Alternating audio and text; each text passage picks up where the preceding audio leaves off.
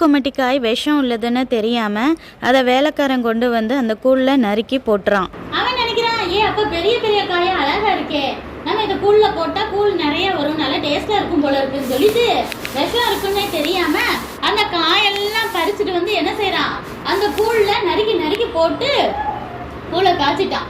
மக்களுக்கு எல்லாத்துக்கும் உட்கார வச்சு கொடுத்தா அவங்க அந்த காயை பார்த்துட்டு பயப்படுறாங்க. ஐயோ, பானையில சாவு இருக்குதே, தேவ மனுஷன் யாருங்க? எலிசாட்ட சொல்றாங்க, கம்ப்ளைண்ட் பண்றாங்க, பானையில விஷமா இருக்கு, இதை குடிச்சா நாங்க எல்லாரும் என்ன செய்வோம், செத்துருவோமே அப்படின்னு சொல்லிட்டு பயப்படுறாங்க. உடனே எலிசா வந்து சொல்றாரு, அந்த மாவு கூழ் காய்ச்சினீங்களா, அந்த மாவை கொண்டு வாங்க அப்படின்னு சொல்லும் போது அந்த மாவை கொண்டு வர்றாரு.